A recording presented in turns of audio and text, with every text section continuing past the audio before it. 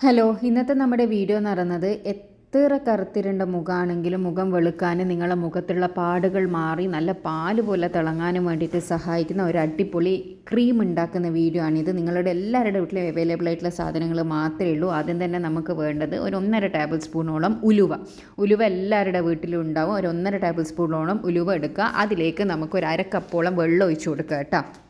ഈ ഒരു ഉലുവ നമ്മൾ നന്നായിട്ടൊന്ന് വേവിച്ചെടുക്കുക. ഇത് 2 രീതിയിൽ നിങ്ങൾക്ക് തയ്യാറാക്കിയെടുക്കാം. ഉലുവ മുന്നേ ഒരു 12 മണിക്കൂർ സോക്ക് ചെയ്ത് വെച്ചതിന് ശേഷവും നിങ്ങൾക്ക് ഇതേപോലെ ചെയ്തെടുക്കുക കേട്ടോ. അല്ലാന്നാണെങ്കിൽ ഇതേപോലെയും ചെയ്തെടുക്കാം.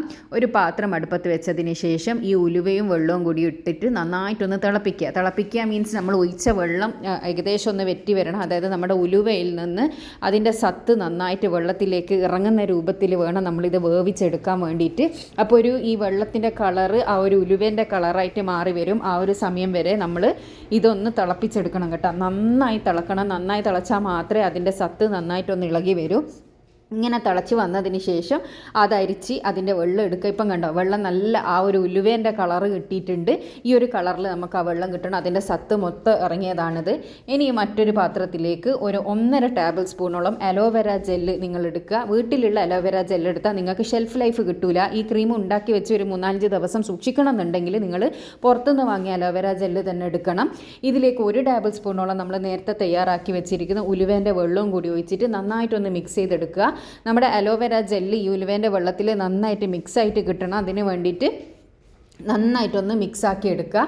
ഇത് നന്നായി മിക്സാക്കി എടുത്തതിന് ശേഷം നമുക്ക് ഇതിലേക്ക് ആൽമണ്ടിൻ്റെ ഓയിലും കൂടി ഒഴിച്ചു കൊടുക്കണം. ആൽമണ്ടിൻ്റെ ഓയിൽ നിങ്ങളുടെ അടുത്ത് ഇല്ല എന്നുണ്ടെങ്കിൽ നിങ്ങൾക്ക് വൈറ്റമിൻ ഇ ക്യാപ്സ്യൂൾ ഉണ്ടല്ലോ, അത് 1-2 പൊട്ടിച്ചൊഴിക്കാം.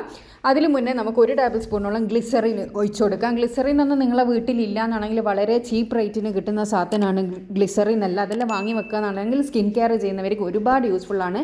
ഗ്ലിസറിൻ വെറുതെ മുഖത്ത് തേക്കുന്നത് പോലും നല്ലതാണ് കേട്ടോ.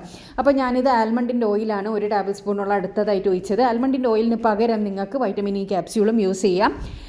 പിന്നെ ആൽമണ്ട് ഓയിലിന് പകരം അതുപോലെ തന്നെ നിങ്ങൾക്ക് കോക്കനട്ട് ഓയിൽ യൂസ് ചെയ്യാം. അതുപോലെ തന്നെ ഒലീവ് ഓയിൽ യൂസ് ചെയ്യാം കേട്ടോ. അപ്പോൾ ഇത് നന്നായിട്ട് മിക്സ് ചെയ്യുന്നതനുസരിച്ച് ഇതൊരു വൈറ്റ് ക്രീമായിട്ട് മാറും.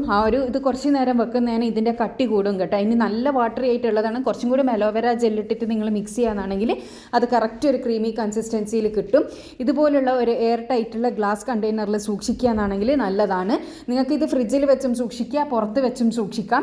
അപ്പോൾ വൈറ്റമിൻ ഇ ക്യാപ്സ്യൂൾ ആഡ് ചെയ്യുകയാണെങ്കിൽ നിങ്ങൾക്ക് പുറത്ത് വെച്ചിട്ടും ഇത് സൂക്ഷിക്കാൻ വേണ്ടി പറ്റും. ഇനി വൈറ്റമിൻ ഇ ക്യാപ്സ്യൂൾ ആഡ് ചെയ്യാണ്ടിരിക്കുക എന്നാണെങ്കിൽ നിങ്ങളിത് ഫ്രിഡ്ജിൽ വെക്കുക കേട്ടോ.